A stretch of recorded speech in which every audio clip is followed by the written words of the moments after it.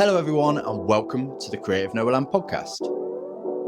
What can I say about the guest on this episode? Well, he's an artist. He loves flowers and nature. He creates collages, wallpaper, t-shirts and now 3D sculptures that I want you to all check out, and it's all absolutely beautiful. But as you'll hear from this episode, he's so much more than that. He's a cacophony of creativity, but not just creativity. He's a cacophony of incredible energy as well, and it's massively infectious. He's someone that wants to get the most out of life, someone who loves progression and wants to always be growing, a glass half full kind of human being. And he's funny. He's really funny. We discuss everything from having no plan, why style can be limiting, blagging your way into galleries, faking it until you make it, and even then still faking it a bit. We talk about love and legacy and psychology and confidence and why they won't remember, but I will. He's a big man with an even bigger heart, and on this episode, we're joined by Rosco Brittin. So, let's get into it.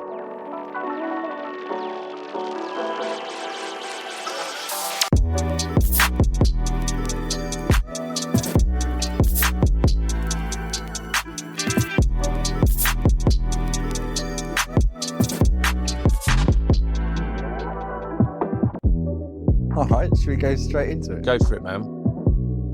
They won't remember, but I will. Oh, fucking hell, I thought you were at the end. No, I'm going to do it now. I'm going to do it now. It's very romantic, but how do you want to be remembered? I honestly don't give a shit. I'll be dead. It's the more you think about it, the more you just go, well, I'd like to be seen as, but then from the perspective of being dead, it's just like you release yourself from all that shit, don't you? I asked because there are some quite romantic titles in there. Yeah. And I think in some ways there's something about artists, creatives, legacy, wanting to be remembered for our work maybe, but then when you put it like that, we're going to be dead, it doesn't matter. Well, They Won't Remember But I Will is part of a collection called It's Only a Legacy. It just sort of relates to the fact that it is only a legacy, and legacy sounds grand, but it's got nothing to do with you because you'll be dead. And if anything, the closest I could get to saying what it must feel like to not be here and people say nice things about you, because that's basically what we all want, is if you're ever lucky enough to sit at a dinner table that I am, and people suddenly say, oh, Rosco, I remember the first time I met you, and you remember when you went, and then you got that kind of blank expression, like after 4 glasses of wine going, I remember saying that. And they just go, and you went, da-da-da-da-da-da, and you said this and that. And you go, oh, did I? I'm a funny bastard, aren't I? And that's sort of like the basic level. How you're going to be remembered, how you make people feel, that's the only legacy. Having made people laugh, I guess.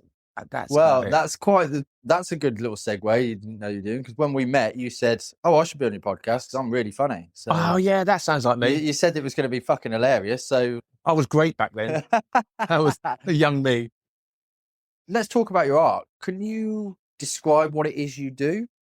Because yes, on your website it says you're the inventor of the drawing. I am, yeah. And so yeah, no one's challenged me on that yet. Great. I did have someone online challenge me on that, and it was because of the basic, the written phrase, inventor of the drawings.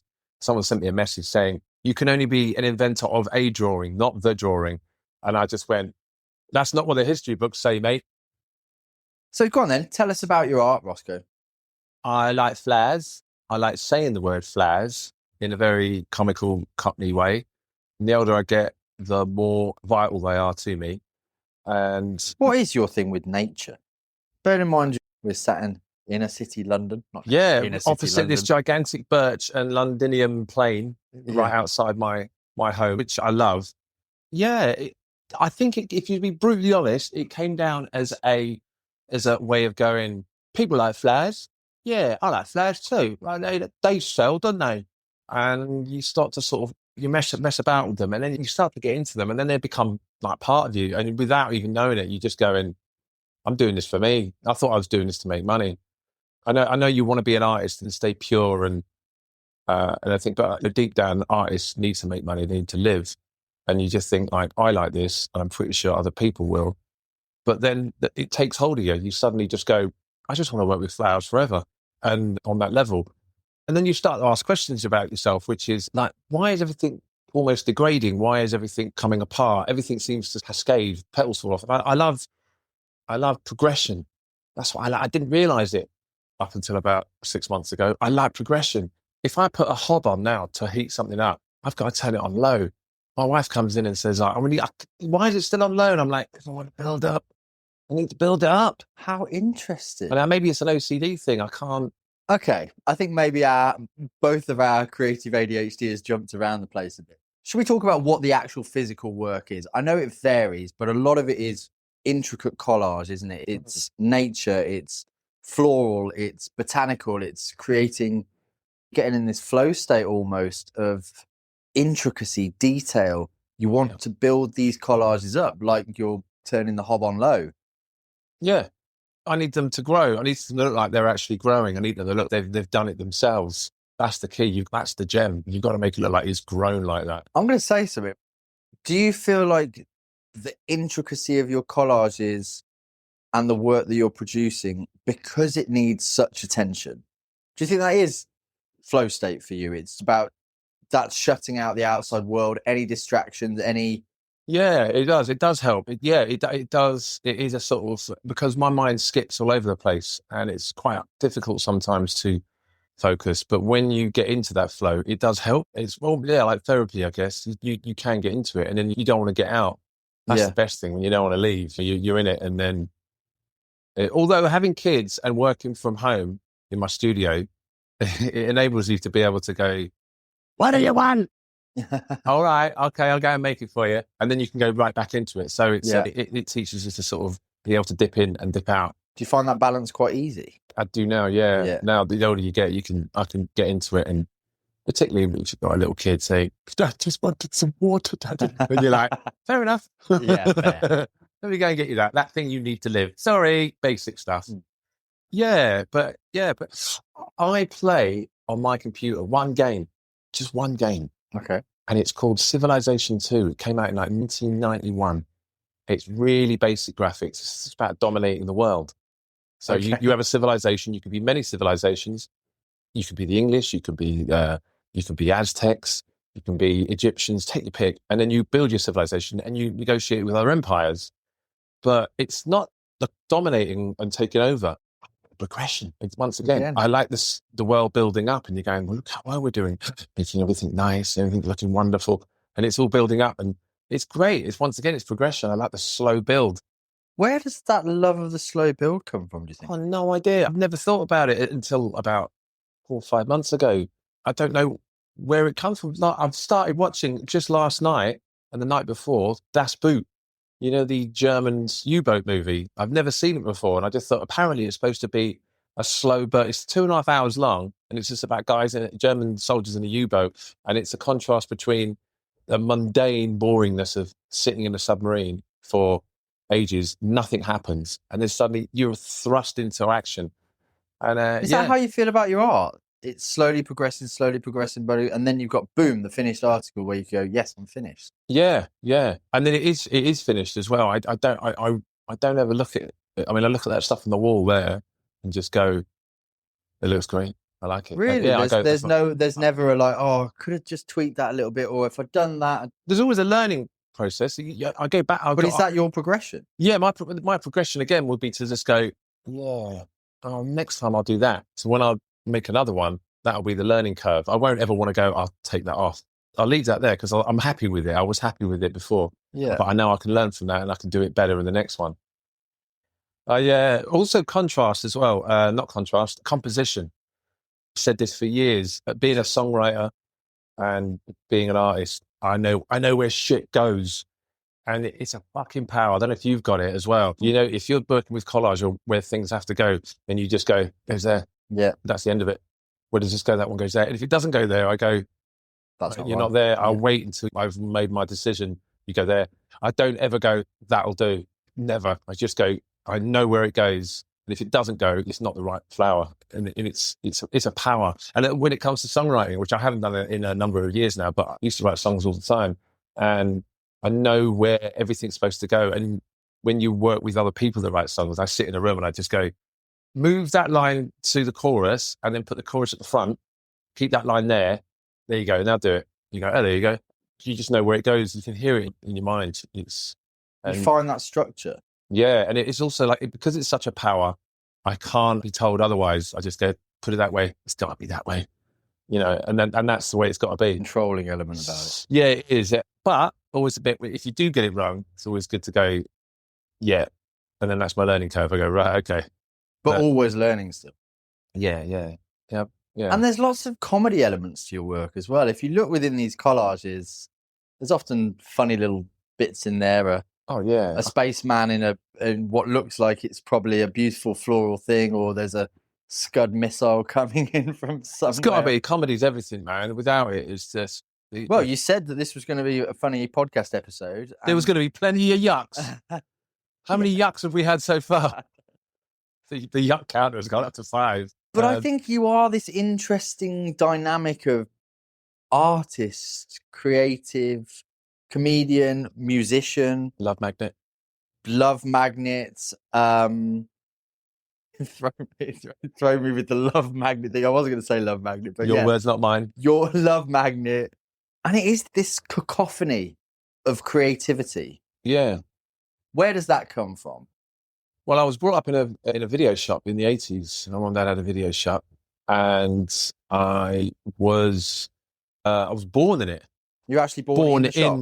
Born in the shop. I was in between the thriller section and the comedy section. That's why I popped out. And that's how you've orchestrated your life. That's it. And I immediately signed up to their membership. And I was like, I'll have this. But yeah, I was born in the video shop in the 80s in Tavistock Place, right in the centre of London. And we used to have some outlandish shit. Like in the 80s, in the early 80s, you couldn't buy videos. You must have a retail outlet and you must have a license to rent them. And they were really expensive. They were like 60, 70, 80 pound each, really expensive things. And it was a magical world, man. Imagine like films that your friends couldn't get hold of. They could only get them in the cinema. And once they're in the cinema, you wait for them released onto terrestrial TV. And I wonder what inputs, like obviously that film is a massive visual input. And you're surrounded by... Yeah, it was a huge part of my life. And, quoting things endlessly. I got my kids into it now.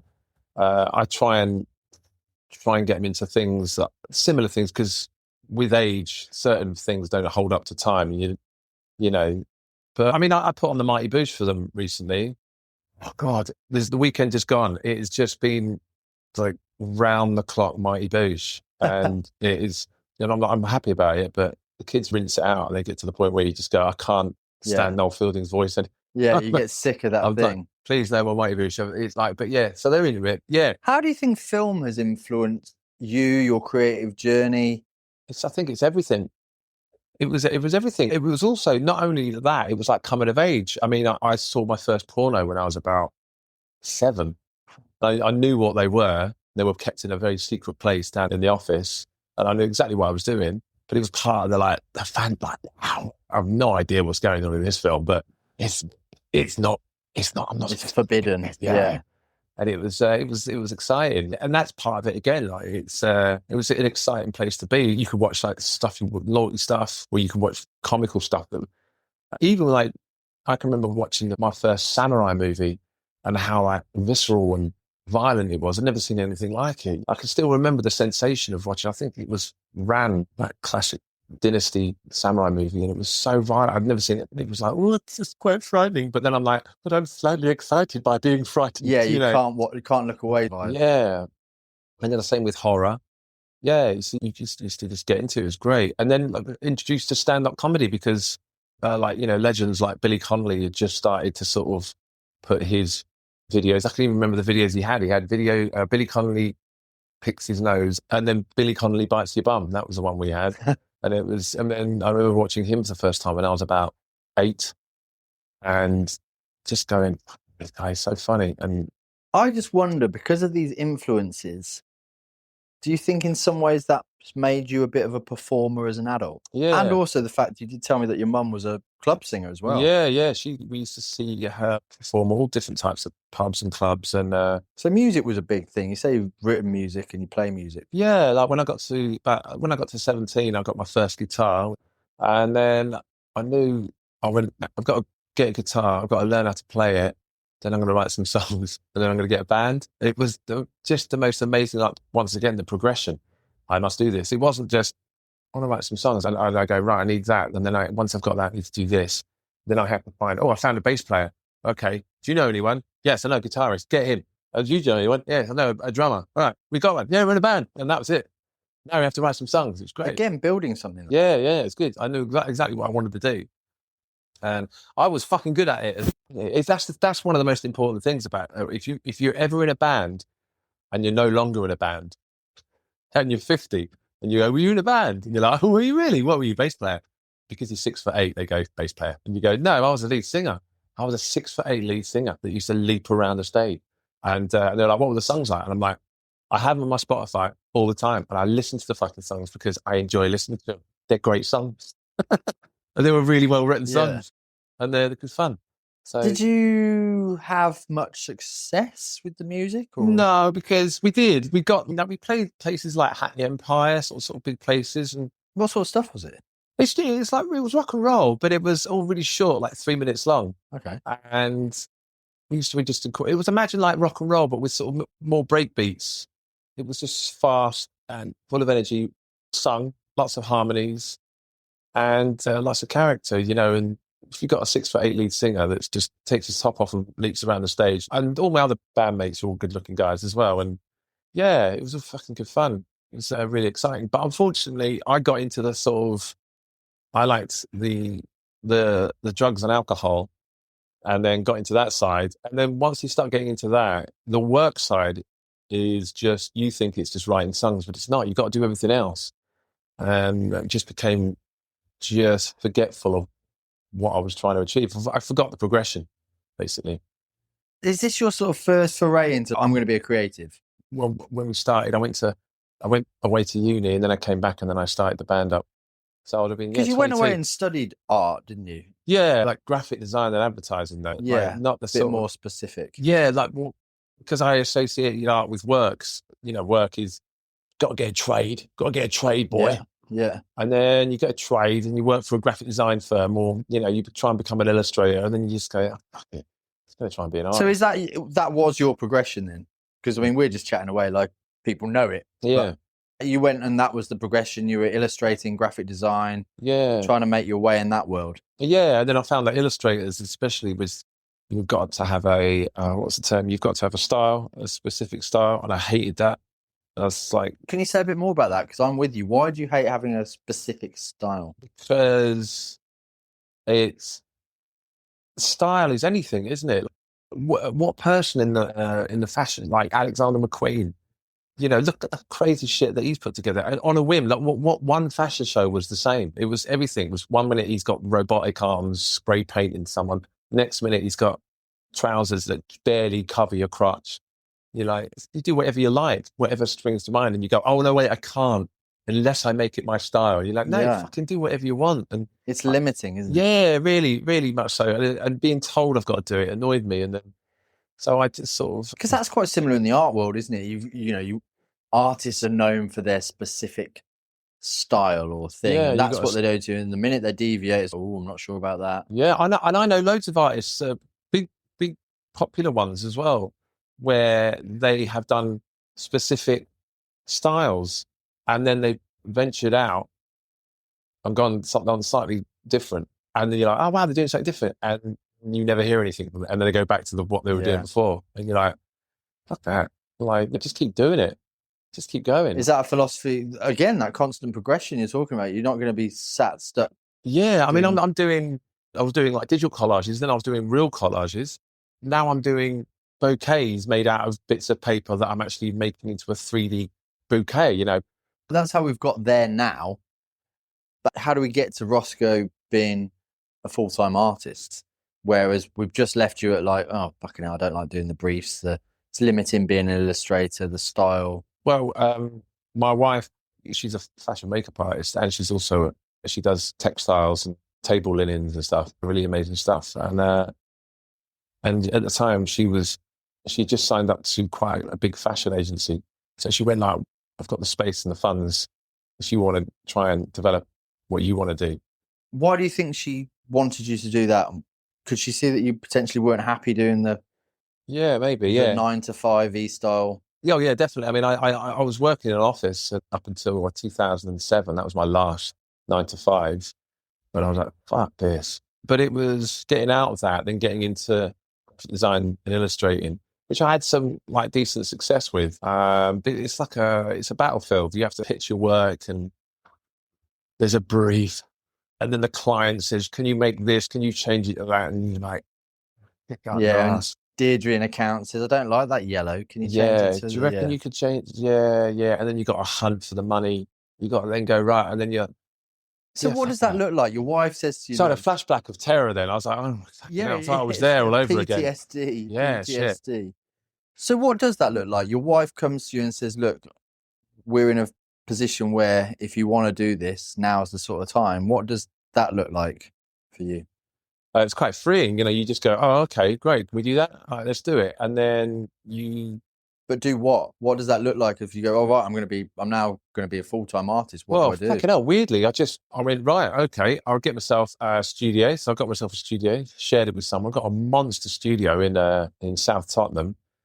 Then started working. I was like, right, what do I like? I like octopuses. Right then, what else do I like? I like space. Right then, stick those two together. So I was going, right, an octopus made entirely out of stars. So I did that. Then I made that as a screen print. And I was like, everyone went, "Now that's amazing." I was like, yeah, okay, yeah. But you have got a lot of confidence in yourself. You think so, yeah? Well, this is what I was going to go to. You actually told me that it was all lies. So that's why I'm quite interested. But when I speak to lots of other artists and creatives, they don't necessarily, whether it's lies or not, have the same ease of putting themselves and their work out there and go, yeah, look at this. It's fucking amazing. It's an octopus made of stars. Just why don't you like it? Yeah, that does annoy me, that one. I've experienced that with other artists as well. I'll tell you a quick story. When if anyone's listening to this, this will work for them, please use it. But up until about 8 years ago, maybe 7 years ago, what I used to do was I would find a gallery that I liked. Then I'd ring them up, and then I would put on a crappy accent and just go, "Hey, you're right. I'm looking for a present for my daughter. I've got the name here. Wait a minute, Rosco. Is it Rosco Brittin? Rosco Brittin. You ever got anything about him? And they'd be like, Rosco Brittin? And then they would go, no, we don't have anything by him. I don't think we do. And you're like, oh, that's a shame. I think it was a wee octopus or something like that. Something like that, yeah. And they'd be like, oh, let me have a look. And then they would have a look and they go, no, we definitely know Rosco Brittin. But let me just check. He does have a website. Is that just his name? Yes, it's just his name. So I was like, ROSCOBRITTAN. All right. Oh, sorry about that. It's very good, though. Oh, all right. Sorry about that. She goes, no, that's fine. Okay, thanks very much. Put the phone down. And then you wait about 20 minutes. And then you get on Instagram. Ping. Gallery's now following you. How clever. Then you get an email going, hi, Rosco. Would you be interested in giving us this edition of this octopus? Yeah, all right. It used to work quite a few times. Yeah. Really? Yeah. If you didn't get an email, you definitely get a follow. That's brilliant. Yeah. I wonder how many people listening to this are going to suddenly start trying their best accents to call up galleries. But it's a great way to get people just to sort of go, oh, no, that's fine. I didn't know that person's work before, but now the gallery does know it, whether they like it or not. Someone's called up inquiring about a Rosco Brittin. They've gone on your website, they know you exist, and that's it. It's the first step, it's done. And then even then, if you don't get anything from them, you can still then email them 24 hours later and they'll go, oh, there's that bloke again. Bang. And then it works. Well, there you go. Creative Noah listeners, take that note on. There's going to be a barrage of people practicing their accents. Yeah. I told you that was a shit Scottish accent. I can't believe I fell for that prick. Let's get him off the books. But going back to starting, did you have any plan, or was it literally, I am going to make what fuck I want to, and then call up galleries and create my own demand for it? No, that's why you need an amazing support of your partner.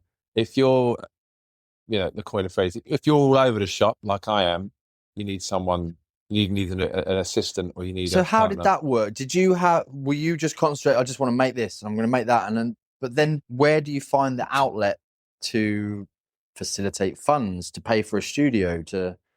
Well, you have to. I didn't always. I mean, just become an artist. I was an artist at one point, and I was selling espresso coffee machines as well at one point. So at weekends, I was. So you're selling espresso coffee machines, but you've also worked with Damien Hirst and. Yeah, I say I worked with him. I did the fucking work, and he turned out and went, "Yeah, very good," and fucked off.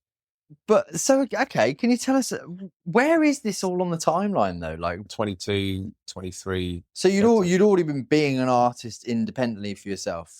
Okay, pause Damien Hirst. What is the plan? You've got your partner. Is she coming up for a plan with you? How are you financing your art? Yeah, where are you selling? What are you making? The plan is work it out as you go along. Like I didn't really have a plan. We just thought, well, we need to get into galleries. How do you do that? So you just lag it. I think it's fake Scottish accent. Yeah, you bullshit your way. There was a sweet interaction actually. You won't mind me saying them, but Atom Gallery, a great gallery, and lovely friends of mine. And the first time that I interacted with them was I did an Instagram post, and I got one of my octopuses that I made called "Cover Me Like the Night" or something. It was an octopus with all stars inside it, and then I photoshopped it onto a wall. And I was bloody good. It was way before AI, and I photoshopped it onto the wall, and I made it look like I'd just done a huge piece of street art on the side of a building. It looked fucking blinding. Even now, I'm looking at it again. I've done all the torn bits and the edges. You can see where it's a bit of a crease. And they contacted me and was like, "Do you reckon you could do a similar thing in our back garden of the gallery?" And I was like, "Yeah, sure." And then they from then on, they just went, "Yeah, sure." And they're like, "Also, we're interested in this and that." So blagged it. And I don't think to this day, I don't think they realised it was a fake picture. I don't think I've told them. They'll definitely know now. Yeah. But you blagged it. Like, it's all bullshit, isn't it? You just bullshit your way there. And I think that's my plan. It's like, you could say that you've done it and then do it. And I love this attitude, Rosco. It's something I've not really thought about. It's always like, and I think a lot of artists and creative have gone, we've got to do the work, and we bow our heads and we present it to people and go, look at me. Whereas I love your attitude of like guerrilla, like, no, I'm going to ring her, put a fucking stupid accent on and pretend that I'm interested in my own work so a gallery gets to know me. That's fucking genius. That's the way it works. A friend of my brother-in-law's told me this story once. It's always stuck with me. And I think this is where a lot of people are doing it now. And he was telling me that they said, we need you to be able to, maybe it was After Effects or something like that, Adobe After Effects. And he was like, what? So he just went, yeah, I can do that. And he went into the toilets and then just spent 20 minutes in the toilet cubicle watching YouTube. And then it's like the classic, isn't it? The actor says, can you ride horses and speak a different language? Yeah, of course. Yeah, I can do that. Do it. And then you came out and just went, I got a basic understanding of it. And that's funny enough. I taught myself After Effects as well. Started using special effects in some of my videos and then wandered off. Because your work's been described as when special effects and paper first meet. Yeah, it's a great description, isn't it? Is that one of yours, or did you coin that from someone else? No, I totally fabricated it. Yeah, I was going to say, it sounds like another blag to me now. I'm getting to know you. It sounds like a complete blag. No, you're getting it. The inventor of the drawing, and some say he is a mix of... Yeah. Yeah. But that's great. I love it. Yeah. And I think this is going to be some good stuff for the listeners to take away, because we're all so self-deprecating sometimes. And actually, I know you say it's lies and it's a bit of show and this, that, and the other, but if people could bottle some of your, I don't want to even call it confidence. It's almost, because I think you're quite open. You're not hugely confident. No, I'm 6'8" now. I'm 6'8.5". So as all my tall brother and sisters that are out there, we have to put up with a lot of shit. In the sense of what? Just because you are so tall, people look at you and go, fucking hell, mate, you're tall. And you get the attention, obvious. Unwanted attention. You want to just walk into a room and you just want to be able to walk into a room. But you can't. Yeah. The world won't allow you to. So you either shrivel up like a lot of tall people, which is they become quite quiet and withdrawn. I've always been like barrel-chested, neck out, and I walk in and say, "Look at this." Is that something to do with the video shop, the film, your mum being a performer? Yeah. It's entertaining, being able to we talk a lot about on the podcast about being able to put masks on. It feels like, not in a derogatory way, but it feels like a mask that you put on to go, yeah, I've got this. I've got the mask on. I can be confident now. Yeah, but like that David Bowie piece of fucking drama footage that he made in like 78 and And he was what's the terminology for the French? Mime. That's the word I'm looking for. Yeah. Yeah. And he was going, and he goes, and then a man comes into the room and says, "Oh, how much for this mask?" And he says, £5 to you, sir. So he puts the mask on, and then David Bowie puts this whole grim face on, like grinning. Yeah. And then he proceeds to take the mask off and then goes, "I'll buy it, sir." And he puts the mask on and he walks around and everyone laughs. Ha, ha, ha. And then one day the mask doesn't come off. And I remember watching that as a kid going, all right, then so you become the mask. Who gives a shit? Who cares? That's you. Like, that's what it is. So do you feel like this is God, we're going down psychoanalyzing depth. Do you feel like Roscoe's a bit of a character when you're in that mode? Roscoe's not even my real name. My name's Richard. But does that pseudonym almost, the Roscoe, help you slip into character and go, look, I can be... Yeah. Because I want people from this to go and look at your social media. You're very funny on social media. Cool. You make me laugh. There's no fucks given about getting on camera. But again, because of this mask potentially. Yeah. About 7 months ago, I stepped out of a shower. And I remember stepping out of the shower and I had this epiphany where I just went, oh, fucking all those times when I was crazy at parties, that was because that was expected of me. And I wasn't that at all, was I? I was like, oh no, shit. And I realised I was like, I was quite a sort of manic guy. Look at me, everyone. Coping mechanism. Yeah, and then you realise, but that's the thing about being tall and having the attention thrust upon you. You can't get out of it. You just go, right, I've got to make this part of me now. So, right, I am this big. Frontman of the band. Yeah, I've got to be able to do that. Audacious. And then it builds and you suddenly go, right, I'm this huge fucking ball of entertainment. I'm not saying I regret it. I just say it wasn't always necessary. You didn't have to do it. You could just slip in and out of it. But I thought it was a part of me. I had to be like that. Did it feel like it gave you some sort of more creative freedom though? Yeah, definitely. Yeah, you can do stuff and get away with things, and you can say things as well that I think I've lost count of the amount of times people say only you could get away with saying that and Really? or doing that. But yeah, it's right up until, do you know what it is? If you ever think that you're a crazy guy, but then deep down you're actually quite shy. But if you're a crazy guy, then go to a party where there's someone that is a complete fucking fruitcake. Like putting the forehead through a coffee table, and you're like, oh yeah, that's not me. Yeah. I'm actually quite on the level. I've got myself under control. Yeah. You're like, I'm not that. Okay, so I think we never really... So there's no plan. You're winging it. You're blagging your way into galleries. Because I'm still trying to get my head around the fact that you've been an full-time artist for 10 years, and it did seem to be just like, no, now I'm an artist, and this is what happens.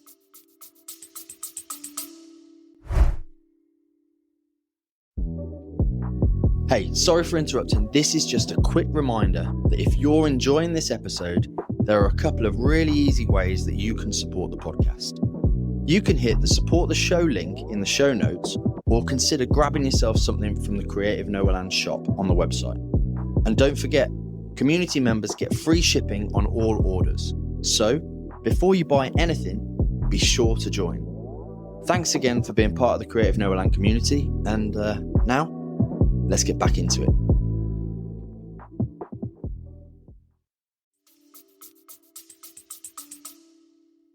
Yeah, I think I'm stumbling my way through it. And that's, You still feel you are? Yeah, I'm still going through it all. If you want to see like plan and process, talk to my wife. I don't want to see plan and process. I want to see what it is behind you, because I think a lot of artists and creatives, or anyone on a journey, feels like they've got to have a plan. This is the step-by-step thing that I need to get into process. But actually, when I sit down and talk to a lot of people, most of us all just winging it. Yeah, we've got an idea about where we'd like to. Oh, I'd like to be in a gallery. I don't know what that gallery is. Oh, I'd like to have my own coffee table book. Oh, I don't know how to do that. It's that feeling inside your stomach where you can feel it, like how sort of like all Celts used to think that thought came from the stomach, not the mind. You can feel it in there. You just go, I've got an urge and I've got something that's going to happen, and I'll make something and it will progress into this and I'll get something from it. I always feel as though something that's going to happen. Something. And is your art instinct driven then? Like you say, I just fancied, what do I like? Octopuses. Oh, I also like stars. Oh, let's combine the two together. Yeah, man. It's all instinct. It comes to me at night as well, sometimes 3 a.m, and I'm lucky enough to be 50 and still get it, where you just sit there and you go, oh man, I went through IKEA once. I'm not proud of it. I went through IKEA with my wife, and we were looking for things like lost couples, like when you get walk around, where did we come here? And we're walking around going, oh, candles, cushions. And then suddenly I saw a picture framed, and it was a woman with an afro. And I just went, what shit? And then I went, I'm going to do a better one. And that was it. So I made a woman with an afro made entirely out of leaves and bits of wood. And then I gave her a halo.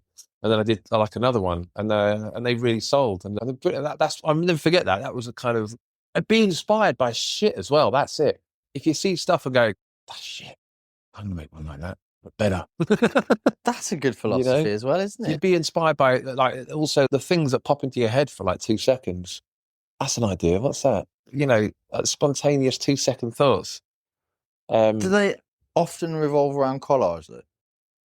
Or is it you allow yourself to go, oh, I want to paint something more? That's a good question, man. I've recently I've gone back to college. I'm a student, and I'm doing wood carving because I want to try it. And I think whatever I can make on collage, I'll actually genuinely make in my hands and try and carve it out of wood. Very interesting. Yeah, it's going to be fucking great. But again, that progression. Yeah, exactly. Yeah, the progression. The want to learn, the progression. Yeah. And it seems natural progression as well. And I'm starting that in a couple of weeks' time. And the nature context. Yeah. Wood carving, everything's nature-based. And I'm doing acting as well.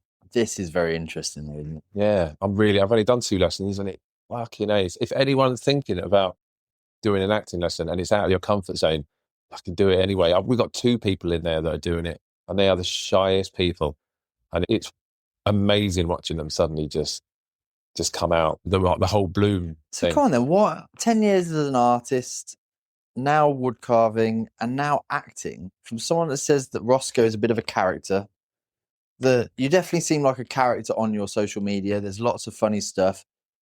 The comedy elements. I've done stand-up comedy as well. The music, performing. For an introvert, you like to put yourself you got it though, haven't you? In the forefront. Yeah, I think it's part of being seen, I guess. Is that you leaning into the stuff that was difficult as well? Like you said, the tall man problem, where everyone looks at you like, well, if I don't fucking lean into this. It's absolutely, I think it is. I've never really thought of it about that before. I mean, obviously, I'm a normal human size. You just said, I'm a normal human. I'm a normal human. But again, that whole thing is putting yourself in someone else. What, 6'8" is pretty monstrous. It's disgusting. No, it's but I find that very interesting that it's actually become this character, this coping mechanism that maybe stemmed from your height, from being, like you say, it was thrust upon you. You don't get a choice whether people look at you in the street or in a bar or in a club, but if it's under your control, does that make it easier? I'm the front man of the band. I've put myself there. I'm doing stand-up comedy. That put me there. Yeah. I'm putting myself to be an actor, to put myself. I think you're absolutely right. Yeah, I think you bang on the money. I think when I'm put into situations I don't, just like my old man, if you put him in situations he doesn't want to be in, you go like, oh, no, I don't want to. Oh, okay, I don't really want to go out. And then I suddenly go, oh, I'm being forced into something I don't want to do. I think I can do anything as long as I'm at the forefront of going, this is what I want to do. But that's interesting. As long as you're in control of it and you've made the decision. Yeah, it's got to be. Yeah. No matter how scary. No matter, again, through the fear. Yeah. I mean, I know you've done it for yourself, but for anybody listening, how would you suggest people get over fear? Is it just do the do? I think it's a bit like when in the last 2 years I started swimming. There's one guy there, a lovely guy called Ben. If you ever turn up and you just go, if I turn up and go, oh, I don't feel it today, man, and you're standing in the pool and he just goes, you're here. That's the most important thing. And I always think about that. You go, just go for it. And when you're there and you go, fuck, I want to leave. You're already there now. That's it. Just put yourself through the door, scream, and run through the door. Take the first step. Yeah. And then you're already there.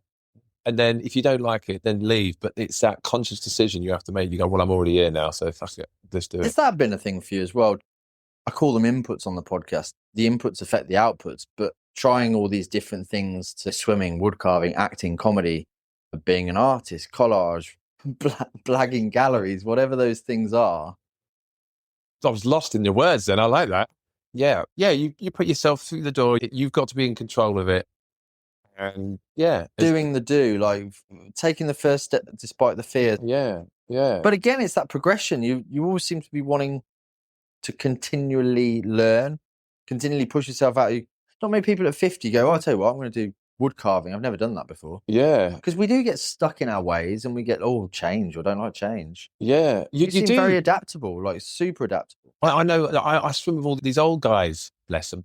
And they're good friends of mine now at the swimming pool. Like, I'm the youngest person there by about 20 years. And there's a lovely guy there, he's a GP. And he said to me the other day, he said, "So why are you all doing the acting, Rosco?" And I said, "Yeah, yeah." And he goes, yeah. You're doing the wood carving, eh? And I was like, yeah. And he just said, one of my patients when I was a GP, she was 78 years old, and then she was convinced she was going to die when she was 82, as her parents died. And I said to her, we can check for those things, And she went, really? And I went, yeah. So I checked her blood pressure and her heart rate and some of her cells and something.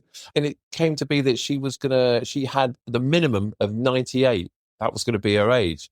And she suddenly went, and she said, the GP says, and then she suddenly went, oh, God, I was going to do all these courses. I guess I've got to sign them up for next season now. Oh, are you going to continue doing them? She went, yeah, I really thought, she really convinced she was going to die when she was 82. So she signed up to these courses and she died when she was 110. Really? Yeah. And I said, what? So was she still compass mentor? She went, oh, yes. She was up and about doing the courses right up until she was like 108. And I was like, there you go. You've got fucking like 2 more bloody decades, or like 3 more decades on it. Yeah. But where does that come from?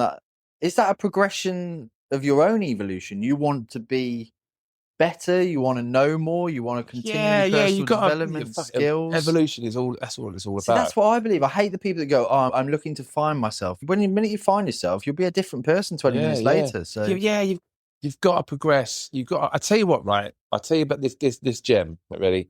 People always used to ask me, and it always used to be at parties, and you've heard it all the time, and it pisses me off. When people go, so I guess you're the glass half full, then, Rosco. And you're like, yeah, everyone bloody is. And no one says they're the glass half empty. I said, this is what the philosophy is, right? The glass is half full and half empty. It's anything you want it to be. If the glass is half full, you are not content. You want more out of life, right?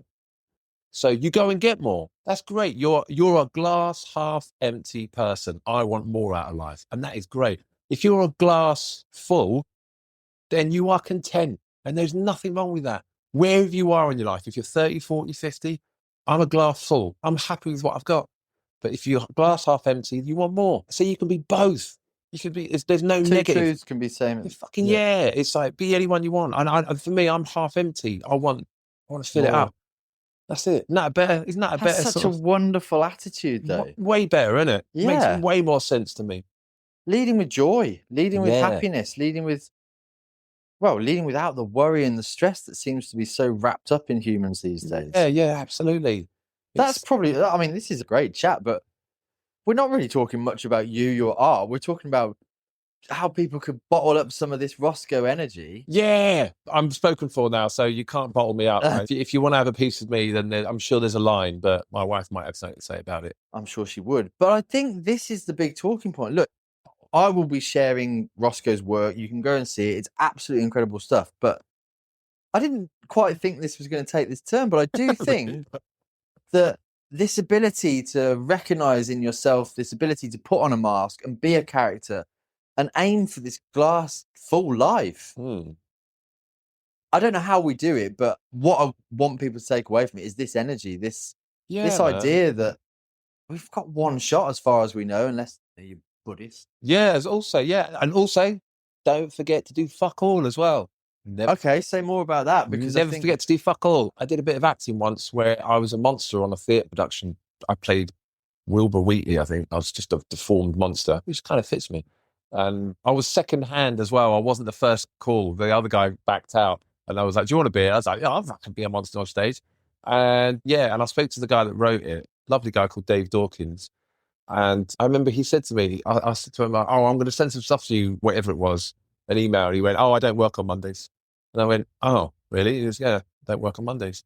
So I went, what, do you mean like 3-day weekend? He went, yeah. I went, oh, fucking great. What a great idea. And I don't really advertise that, but I'm like, Mondays is always like, yeah, kids to school, tidy up the place. So I'm like, fuck Mondays. You have that ability to switch off and just... Yeah, sometimes just forget to do fuck all. Just sit back and just go. See, I'm a hand on heart. I have a problem with that. If I'm not productive, I'm like, oh God, I'm not being productive. What am I doing? I should be. And that's a stress maker probably for me. But Let's tidy up the house and then fuck about on the piano for a little bit. And then I'll just go, might watch the end of Das Boot. But you don't put yourself under pressure to do, I've got to make... If something's definitely needed, if someone's like ordered some artwork and I'll send that off, yeah. But see, again, this is where I need to take the lessons, Rosco, because I have with my photography day job, podcast, me trying to make art just for myself as well. I very rarely switch off, and I have a lot of people in my world going, look, you need to do fuck slow down, do fuck all. Go for a fact. It's fucking great. Like living near Hampstead Heath, you just go get a coffee. I don't want to know what you're doing on Hampstead Heath. Just lots of sex. Oh, okay, fine. Lots of but only with animals. Not fucking weird. Oh yeah, it's your thing for nature, right? Yeah, exactly. They love it. Yeah, shag flowers all the time. But I drop the kids off. I get a coffee, and then you do that weird thing where you go, I go for a walk. And you go up to the top of Hampstead Heath, you just go to the top and then just sit down and go, I'm sitting still, drinking a tea. It's strange, isn't it? We live in a time where everyone needs that constant dopamine fix that you actually, when I'm just drinking a tea, I'm not looking at my phone, I'm not speaking to anyone, I'm just present. Yeah. I think that's a problem that a lot of us, modern society, have. But I guess, especially self-employed creatives, I always feel like we need to be doing something. Otherwise, oh God, we're not going to progress. No, do fuck But all, actually, man. that's a beautiful bit of advice. Just to have a day where you fucking play, get the PlayStation out, fucking play your Civilization game. Play your Civilization, sit there for 2 hours and go, take that, Aztecs. Fuck with me again. But we should probably get back to some of the art, because it's, as I say, you've had group exhibitions, solo exhibitions of your work. As much as we're a bit blasé about it, you are a full-time artist. You are working. You earn money through your art. You've had gallery exhibitions. You sell on your own website. You sell in other galleries. You do collage prints, but you also do wonderful wallpaper, interior stuff, and now T-shirts as well. Well, that was I got that inspired by Blam from Grow Up Art. He's brilliant actually as an entrepreneur. I don't know if you refer to himself that, but he's got an entrepreneurial brain. He's constantly looking for next things. How can I improve that?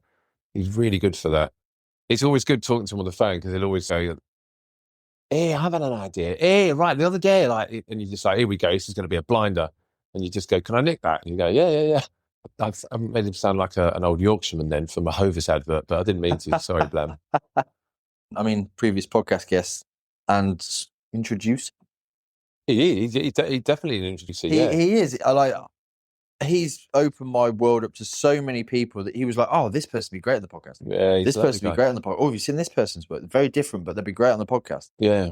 He should be, he does get a good shout out from us anyway, but yeah. I like artists like that. Like Hackney Dave as well, Dave Gonabreedy. I've rung him up before.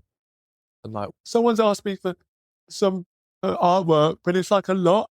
Or I've rung up Anthony Rugman and about being done for using imagery that wasn't mine. Like, what do I do? And I like the idea that you can ask sort of older artists, like in your time of need. I think that's another thing. People don't like to ask what to do. You don't look like a cock. Even if you've been doing artwork for a decade, you suddenly go, I can't ask. It's quite a solitary thing though, isn't it, being an artist? And that's what previous guests have said. And I've found it, you sometimes spend a lot of time on your own. Yeah. There's no outside voices unless you invite them in. Yeah. Are you good at that? Do you like having a network of people that do you bounce work off people, or do you just, is it more the business side of off my wife? Yeah, the sort of show of I do miss working with people, to be honest. I love my own company. I can sit here and I don't even know if you're real. I could be just talking to myself right now. Completely AI. Yeah. I could just be, you could be in my mind. You're in a schizophrenic moment. I could be like, oh shit, how long have I been here for? Talking to myself.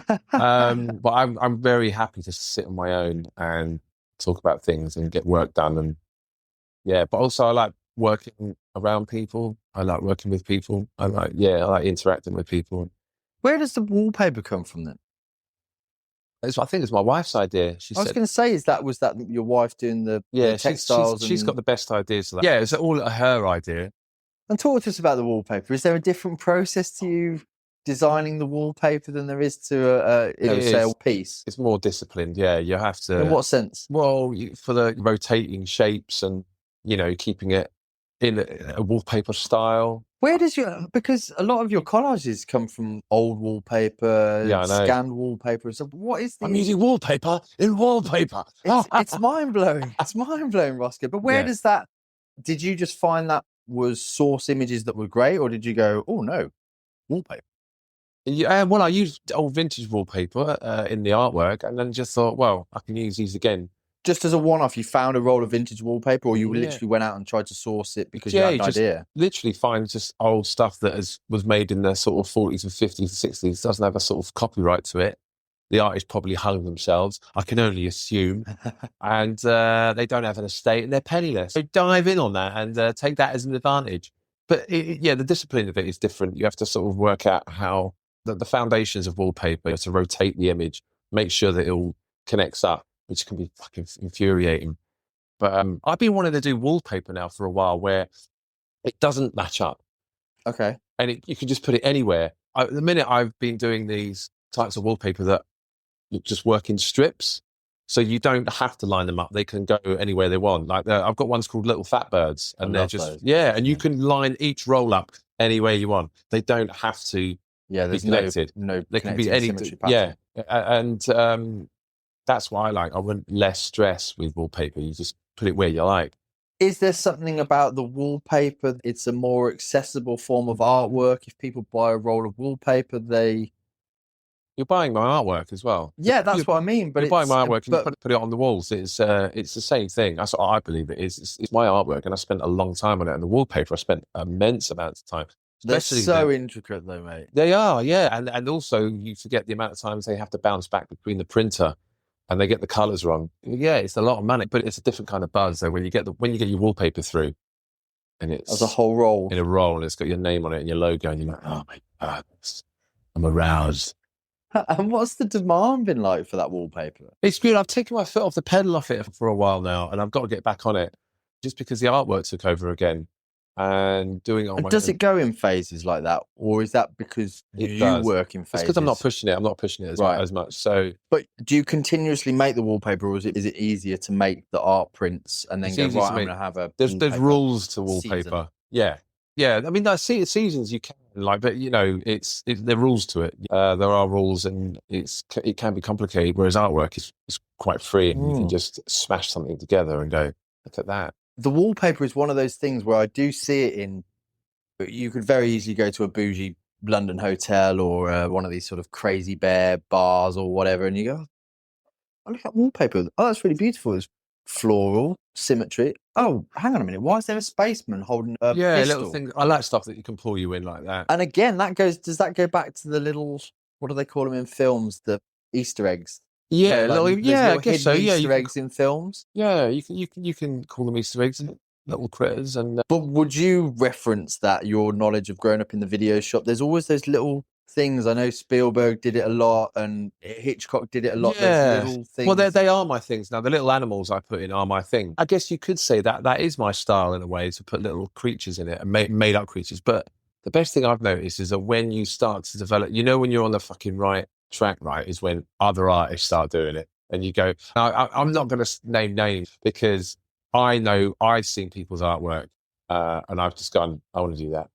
But I've done exactly. I've looked at some of yours and gone, "Oh, I've got a great idea. I'd love to do that." There you go. And I go, "Oh shit!" But I'm going to be blatantly riffing off Rosco. I've seen quite a few artists that I know that have started doing the sort of traditional, old-fashioned Renaissance paintings with little creatures floating around. I know a lot of artists that I know now are doing more floral stuff that they didn't do before.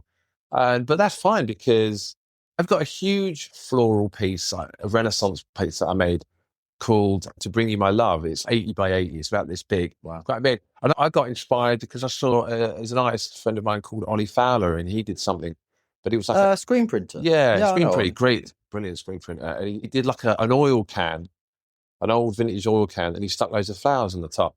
And I looked at it and just went, and it pops in there. And then I never forgot it. And then my wife showed me this photographer, and she makes photographs look like Renaissance paintings. So she arranges the flowers. So with that, I looked at that. She showed me on Instagram, and I went, I'm going to do that. And I fucked off and went on the computer. I've got loads of cuttings that I've scanned in on my computer.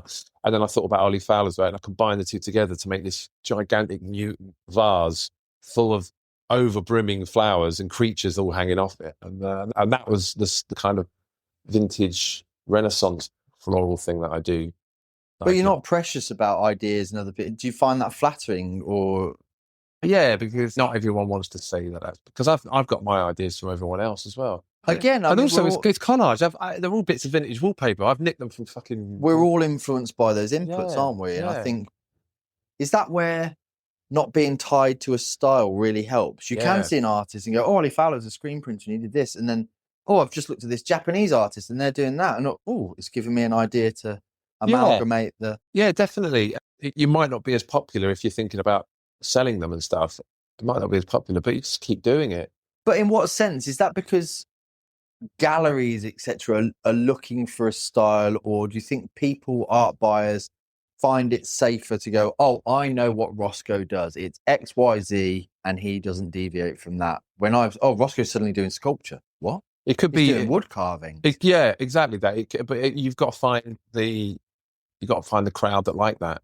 And is it always about making art for you first and foremost? Yeah, it's what I like. Yeah, but it's not. I can't say that I have a free spirit and I must create. I also just go, I wonder if I'll sell any of these. I advertised one over the weekend, and I got all my graffiti tags out that I made when I was a kid, and I made a collage out of them. It took me fucking ages.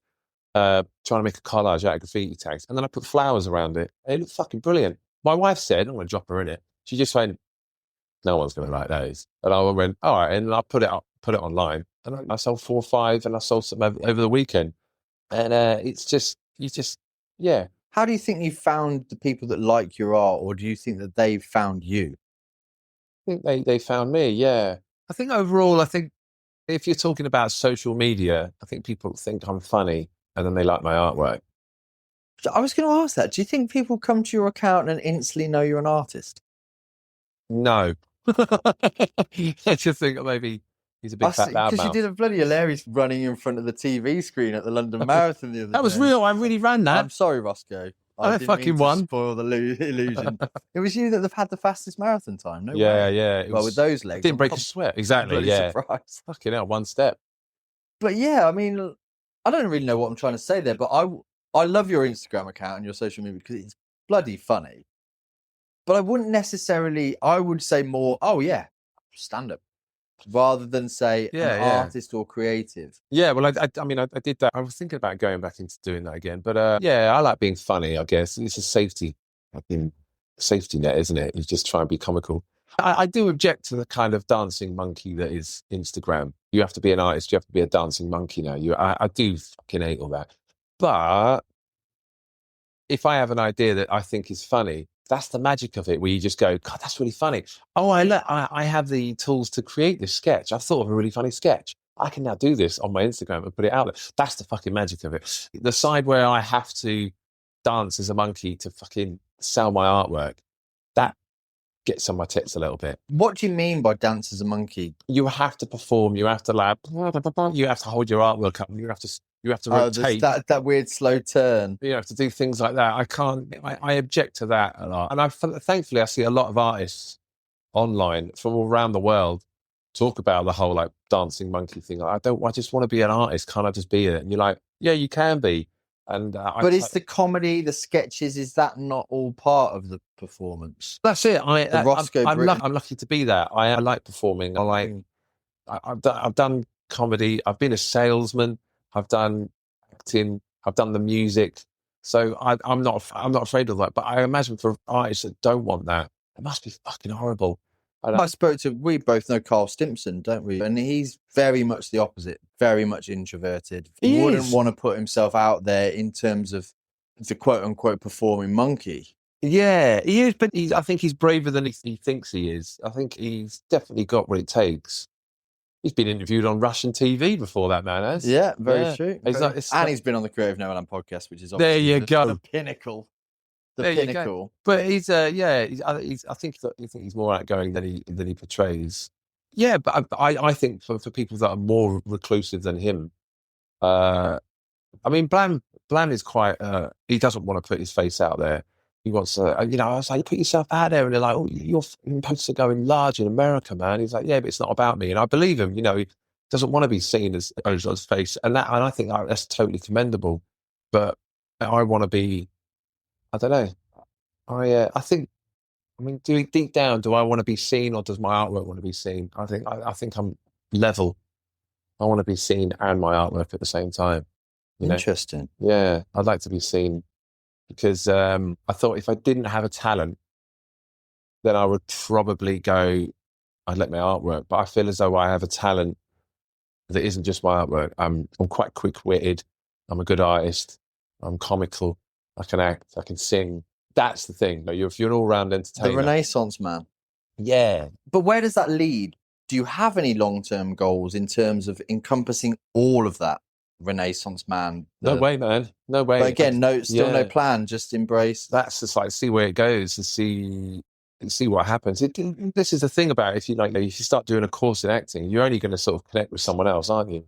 The only theatre production I ever did was, I think, because I did a radio advert. I did a voiceover because of my littlest boy, and I did a radio advert. I did some radio training for it. Then the person that was there went, I'm putting a play on. Do you want to do that? Okay. And then I did that, and then met one of the people that was on it was one of the actors from Horrible Histories. Now she's gone on to do Horrible History. So you get to all these fucking interactions. That's what I believe in, the interaction. Sometimes you don't have to fucking plan. Sometimes you just have to go, right, I'm going to go do a college lesson. I'm going to meet a guy that's teach me how to carve wood, or an actor. And then that person there will then go, I'm doing this. Do you want to do that? I'll do it. It's not really my thing, but I'll do it. And you go, okay. And then from that, you go, I've met someone. That's it. That's all you need. Fucking people. But if you were an introvert, those doors probably wouldn't open. Do you think you've got quite a lot of courage? Because I see you saying yes to things. Oh, yeah, I'll do that. Yeah. Power of no as well. Always don't forget the power of no. Yeah. That's another thing. You'd be able to turn things down. But yeah, for introverts, you must rely on your talent alone of being either a singer or an artist. And if you can't put yourself out there, it must be grueling. It must be really difficult. Because you do find it very easy to put yourself out there, don't you? Yeah. And having a big fat loudmouth voice as well, and being 6'8", there's only one outcome. I've got to be as big as I am big. Yeah, fair enough. But like you say, I know some tall people, and a lot of them are quite introverted because of that. And I guess you've leaned into the bit that was probably uncomfortable when you were younger, maybe, and or just went with it and go, right, well, everyone's looking at me anyway. I'll give them something to look at. Walk into the room like you're famous. That's it. And you have got that kind of aura about you. That's the way you got to be, man. I bumped into quite a few celebrities, and I've talked to them about it. And I've said, like, I know you think you got it rough, but try being 6'8". I said, you could be a famous celebrity, and someone will go, I think I recognise him somewhere. People just go, I don't know who he is. Look at the size of that. Yeah. It's different. And they've laughed and agreed, like, yeah, it must be fucking hard. It is. It's difficult, but not every day you're up for it. But I've always got a snappy retort for them. That's the most important. Yeah. Do you have trouble finding clothes? No, I'll keep them in my cupboard like everyone else. Do you play basketball? No, miniature golf. It's brilliant. You just got to come out with a classic. Yeah. Should we talk about Damien Hirst then? Because I am intrigued. I mean, it sounds like you were a worker on the factory. Yeah, did his little pills, crafted his little pills out. But how did that come about? Friend went, "You want to do some work at the weekend?" You're like, "Yeah, all right." And that was it. It was just there was nothing more to it than that. And what did you come away from that experience? Nicked a few of the pills. Did you? Yeah. It's amazing how you go to a club as well. You go, "You want to buy a pill?" Like, yeah, go on, then. Don't eat it though. It's 14 grand into Damien Hirst. For a tenner, nice one. Don't eat it. It's made of clay, all right? Yeah. But so what? Again, you took an opportunity, came up, suddenly working in Damien Hirst. Yeah, you want to do it? Yeah, but yeah, and it's a team of 20. What did you take away from that? Like being in that environment? That the art world is bullshit. It's you can fucking fake it till you make it, and even when you've made it, you can still fucking fake it. And now he's doing poppies and flicking paint. Flicking paint flowers and And the Henny editions and stuff. Do you know what? At the end of the day, and I know what route I'm going down. I can hear myself doing it, which I go like, "Fucking wow, that shit." Wow. Yeah. And then suddenly I hear my dad's voice just go, "Good luck to him. You didn't think of it, did you?" And you go, fair. I suppose we can only now slag him off as people do, because we've had people on the podcast moan about Damien Hirst because he's like the factory, isn't he? But yeah. Same with Jeff Koons, same with those people. They've got reams of people that work for them. He's made it. Let him do what he wants. I mean, like Hockney had to go and say he's got his factory, he's got his minions working on him. But also, there's not just that as well. I've known a friend of mine, the same person that hid in the toilets and learned how to do those things on his phone. Same guy. He was an artist, good artist as well. York, and he created a piece of artwork, and he had Damien Hirst press officer come to his exhibition, his end of term exhibition, and then 2 months later we saw an identical piece turn up at Damien Hirst thing, and York showed me the picture, and I went, "His is mine," and I was like, "Right," and then he went 2 months later, this turned up, and it was a picture of a crow with a square next to it, and I was like, "Fucking hell!" I said, "What did you do about that?" And he went, I spoke to a gallery owner, and they went, "They do it all the time. They have associates come by, take pictures of artwork, take it back to the artist." I'm not saying he did. I'm just saying, wow, that's a fucking end of term university graduate's artwork. And then there was, another artist's artwork, very similar. Not even like enough derivatives or differences to go, "Oh, it was inspired by." Fucking exactly the same. Really? Exactly the same. Because like we were saying earlier, we were all inspired by stuff. I've had people at me on Instagram saying, "Looks like a Rosco Brittin to me."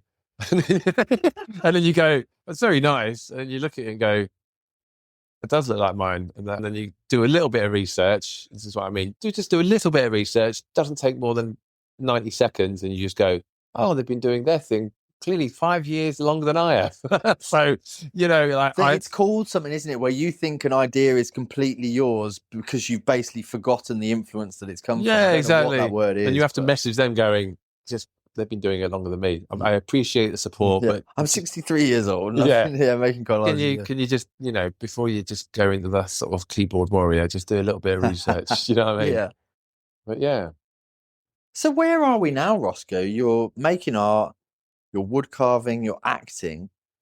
What's next? I want to try and promote you in some way, but you're your own promotion machine by the looks of things. But we haven't really spoken much about your art, but people can come and find it and look at it. It's beautiful work. It's really inspiring. I love it. Next, I'm just gonna keep plodding along. I'm doing my bouquets, 3D bouquets, do more 3D visual stuff that you can actually hang up. No frames, just an actual piece you can hang up by itself. And I'm going to try and push them, still do the prints. I'm going to do some more music. I'm going to start up a band. I feel as though I'm 50 now and my vocals are changing, and I don't want them to go because I've got a good voice. And my mummy says I have the best in her field. But is that again like creativity? It's just a muscle if you don't keep working it. Yeah. It's like a line I heard in Rocky Balboa, the movie, the last one they did. Yeah. Where he was just going, I got something in the basement, I got something. And I was like, fucking yeah, I know you, that Rocky fella, me and you, mate. We know each other. I've got something in the basement as well, you know? Something you want to do, something you want to share. You don't know what it is, and it can come out in a million different ways. Yeah. And I think, it sounds mad. For some reason, I'm in the back of my head going, we haven't really spoken about Roscoe's art. But yeah, we have. We have. But actually, like I say, it's you. It's your energy. That's what I want the listeners to take away. Sex appeal as well, sex appeal. It's huge sex appeal. And I want them to take some of this energy, some of this confidence, some of this... It's not no fucks given, because I think you give a lot of fucks. Oh, I fucking hate that fucking phrase. That's what I mean. It's like no fucks given is so wrong, because I fucking think I care a lot. You care so much. I can see that. No fucks, zero fucks given. No, fuck off. Yeah, no, I care a lot about stuff. If anything, I care too much. Yeah. No, I get that. Yeah. I get that. Introverted but outgoing. There's this sort of insecure overachiever. You've done lots, but yet you still want to do more. Yeah, and also I beat myself up as well. Don't forget that. It's not all confidence doesn't come out with a backlash. Confidence comes with a waking up at 4 a.m. going, "You're a fucking piece of shit," and then you wake up at 6 and you go, "Fuck, was that all about?" Oh, that was the fucking filter. that has to come out, doesn't it? You can't be confident all the time. You've got to get like a sort of balance. There's an like with exhaust dark pipe that comes out of you where it comes out at night where you go, there's just badness is going to exhaust out and go, like, oh, you're a piece of shit. And you go, oh, I've done that. And you wake up at 6 and you go, that was weird. It has to come out. And you don't go through this life going, I'm amazing, otherwise you'd be a psychopath. Yeah. You know, you do have your sort of down days. That's the brain works. You exhaust your dopamine and you. Do people have that misconception of you though when they meet you and they go, oh no, Roscoe's just like this all the time. He never has a down day. What's it like living with him?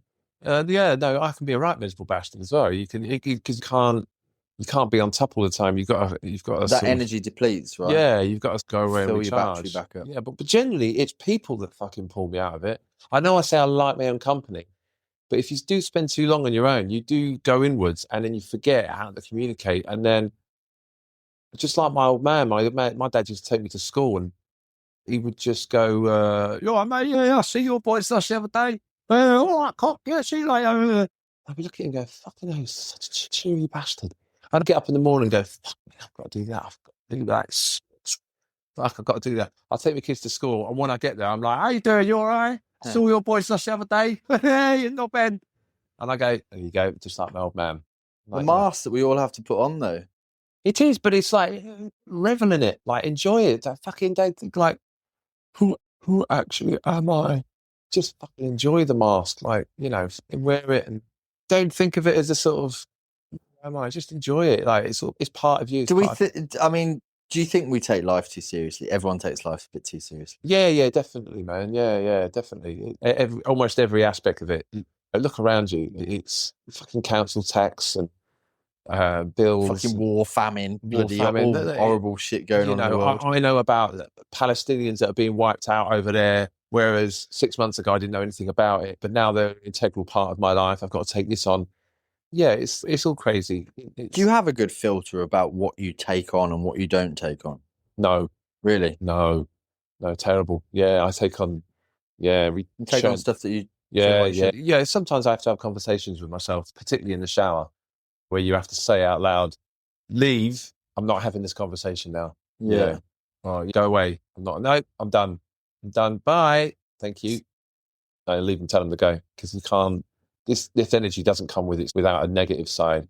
You can suddenly someone can go, "Remember that prick that said, remember you were 12 and that arsehole, oh, that fucking prick." And then you just go, "Nope, I'm not doing it. Bye-bye."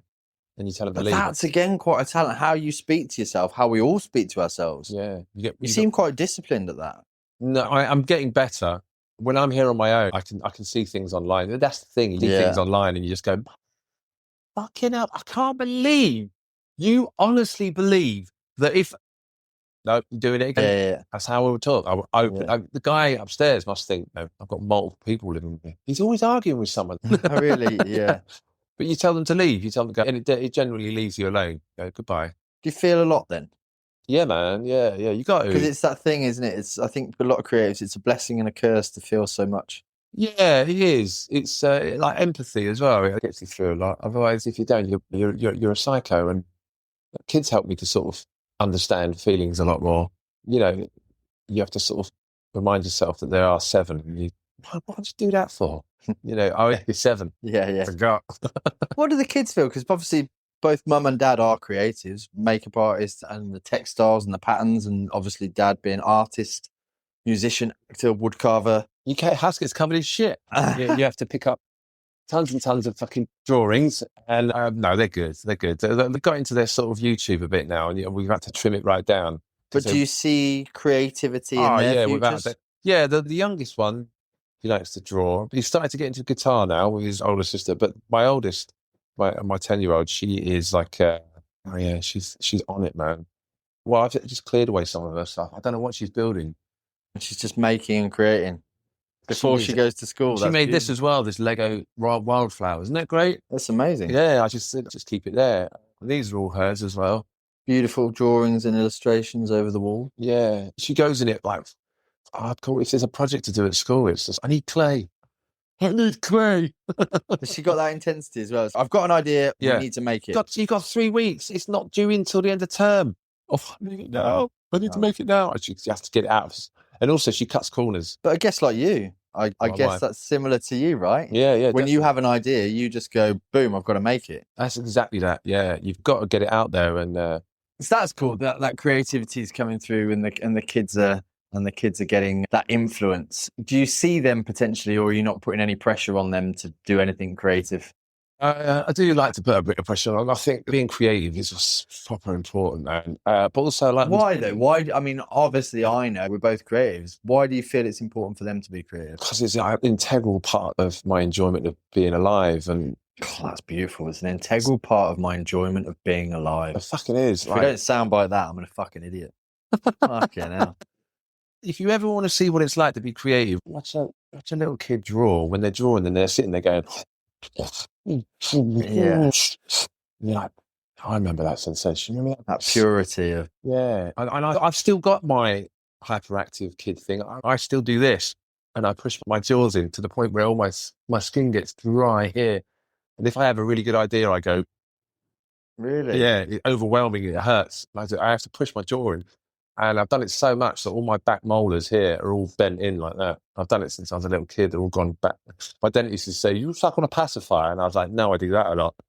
Really? And he was like, "Oh, that's quite mad." And I'm like, "You're the first person I've ever told this to." Now every creative Nolan listener's going to know about your strange face pushing. Yeah, it hurts sometimes. It's my way of going, fucking hell, that's a great idea.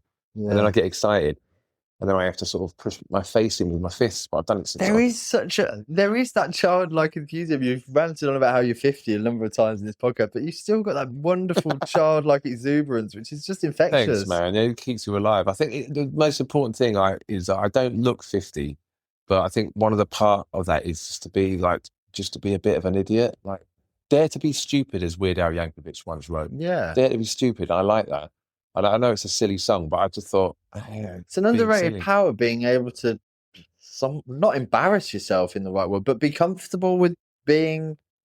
Yeah, one of my two rules. The only thing I ever learned from being like going on dates and going out with people, the two rules I'd ever say to anyone young that is wanting to sort of get in the dating game is the two words is confidence and self-deprecate. If you can make someone laugh by saying, "Oh yeah, I earned this amount the other day, and I bought myself a new car, and oh, when I shit myself."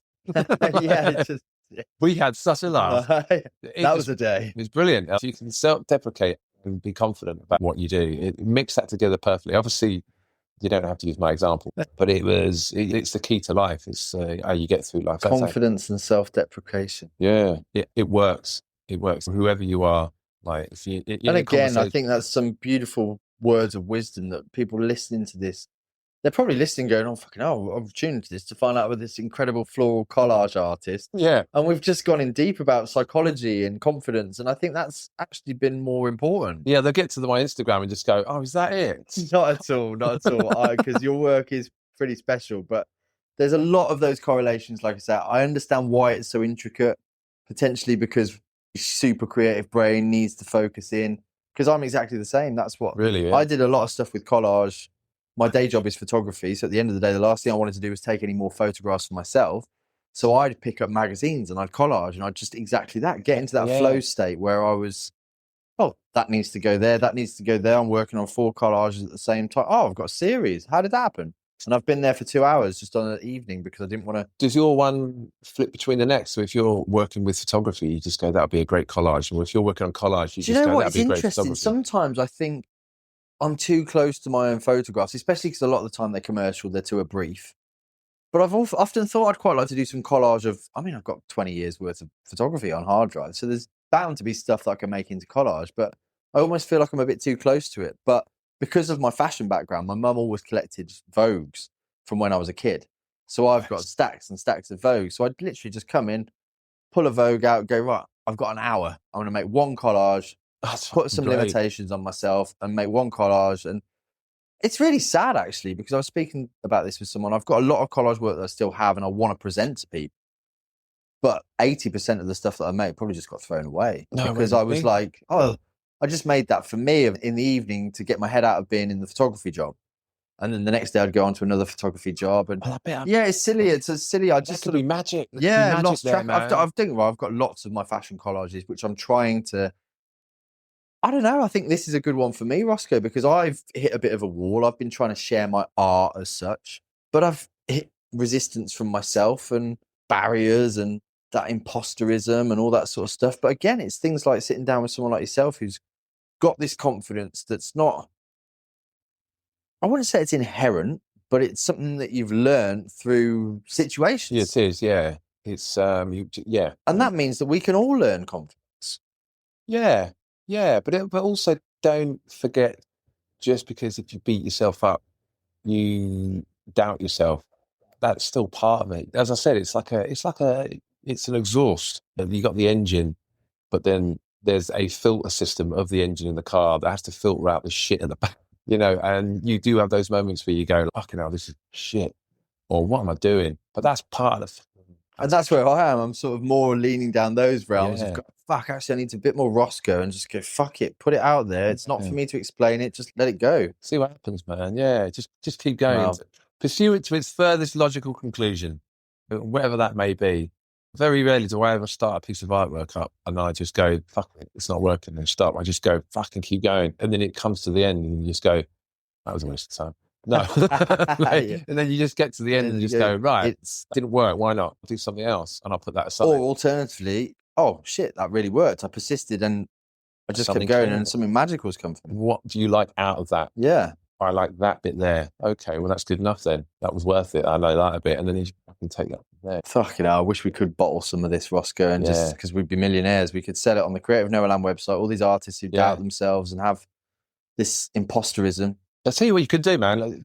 Get a picture of yourself and look at the picture and a picture of yourself and then point out things that you like about yourself. And it's great. And when you realise, you look at your own face and you just go, oh, that's a nice straight nose.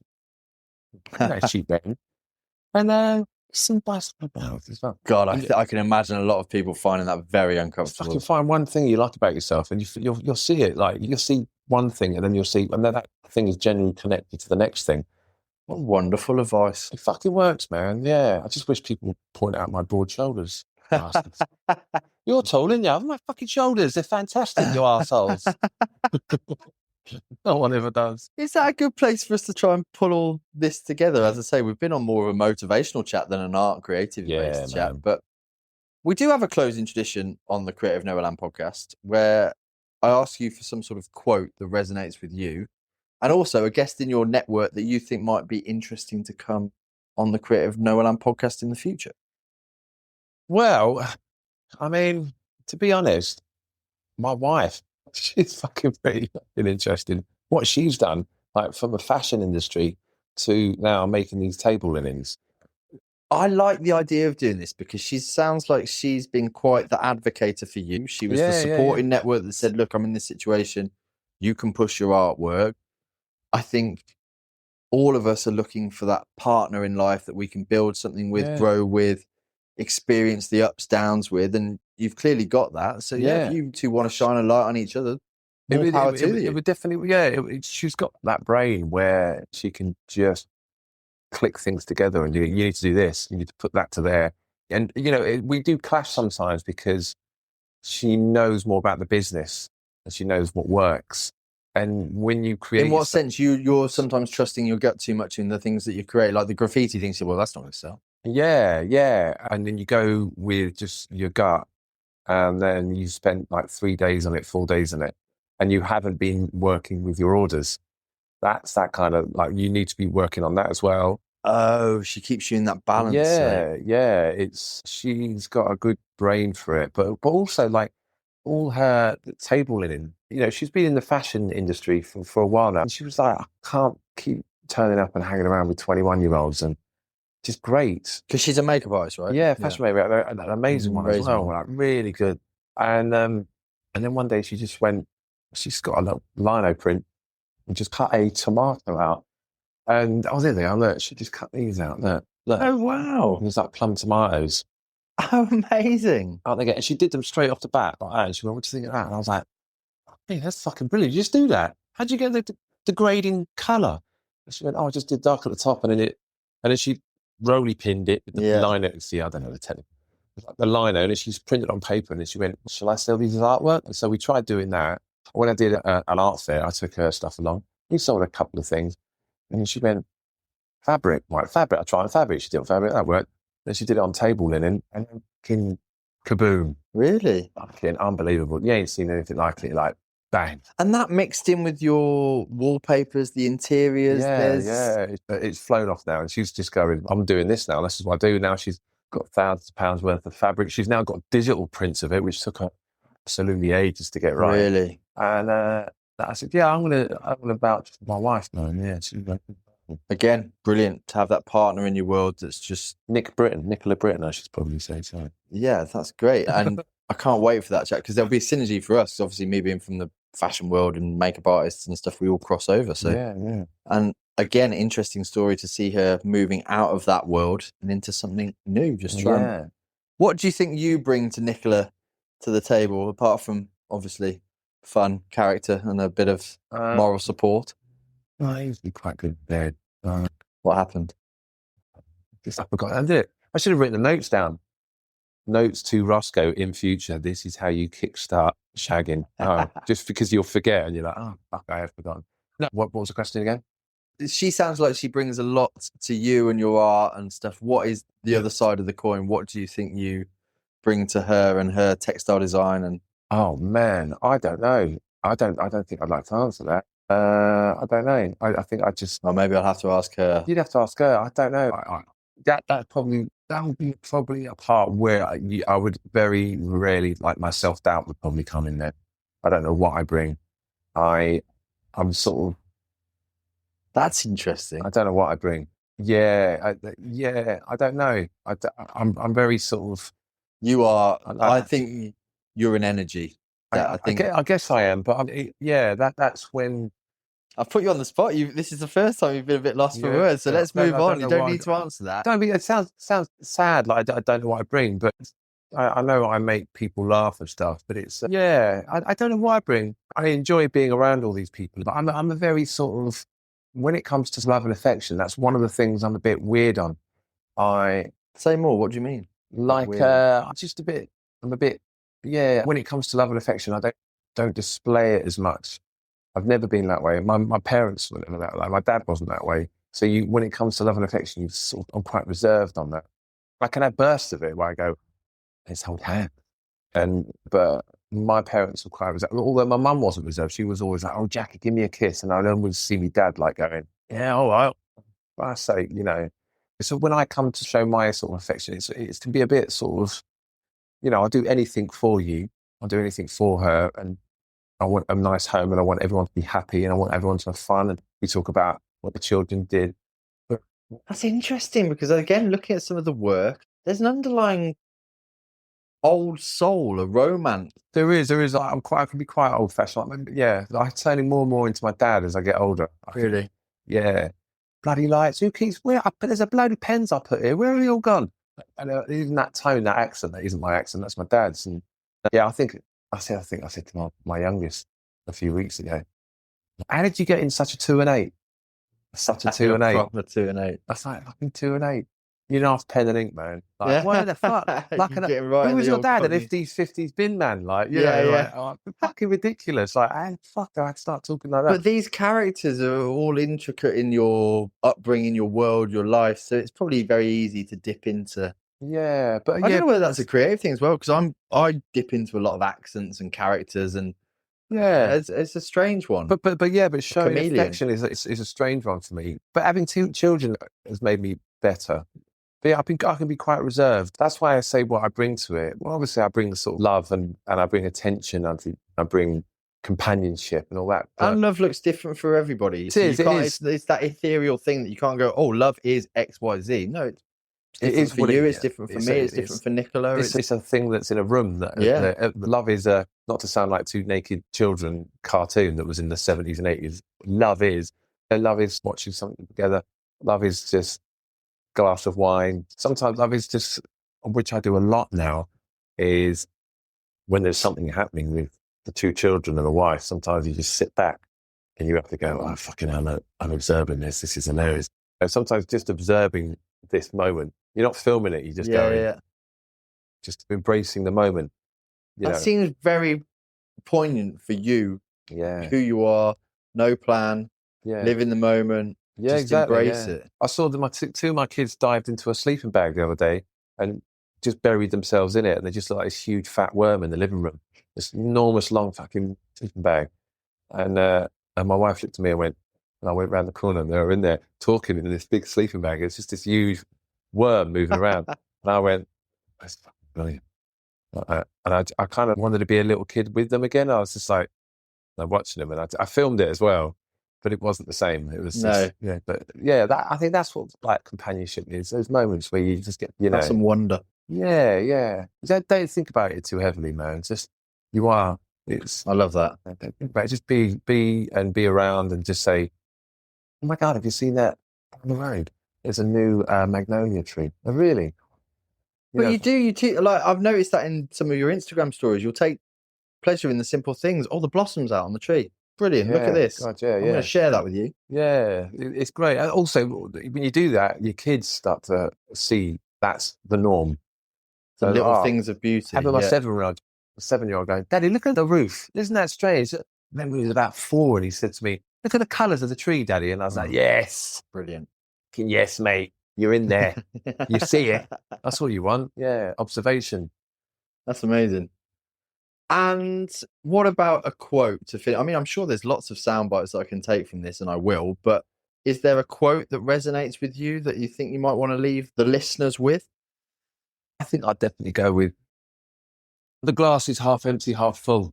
They're both the same. They could be whatever you want them to be, and neither one of them's wrong. But also, I have to say that confidence and self-deprecation is the key to any relationship and joy. And one of my favourite quotes that I came up with on the spot when I worked in an office once was when someone said to me, and I'm going to say it now because I think it's a great line, and it may get me into trouble, but I was working in an office, there's about 8 people around me. We were talking about, there was an argument in the office, and someone said, well, I'm more of a lover than a fighter. And I said, off the cuff, I'm more of a lover than I'm a fighter, although my lovemaking has been described as quite violent. I thought that was great. And on that note, I think we should end there because that's brilliant, mate. Rosco, thank you so much for doing the Creative Noland podcast. I am going to, although we haven't spoken as much as I probably should have done about your artwork, I think what people are going to get from this is so much more than that. I'll share it. They'll go and find you. I'll direct them all to your social media links and all that sort of stuff. And make sure you give this guy a follow because he's fucking funny and he's just got a wonderful energy that he puts out into the world. Thank you, brother. Rosco, thanks for doing the Creative Noland podcast. My pleasure. Thank you very much, mate. Thanks for listening to the Creative Noland podcast. If you found anything in this episode useful or inspiring, please consider subscribing or sharing it with a friend. You can also help the podcast by clicking the support the show link in the show notes or by grabbing yourself something from the Creative Noland shop. And here's the bonus. When you join the community through our website, you'll get a special discount code that gives you free shipping on all orders. So, before you buy anything, be sure to join the community. Every bit of support helps us keep sharing these inspiring stories. So, thanks again for listening, and until next time, explore, inspire, and create. Better to have a short life that is full of what you like doing than a long life spent in a miserable way. And so, therefore, it's so important to consider this question: what do I desire?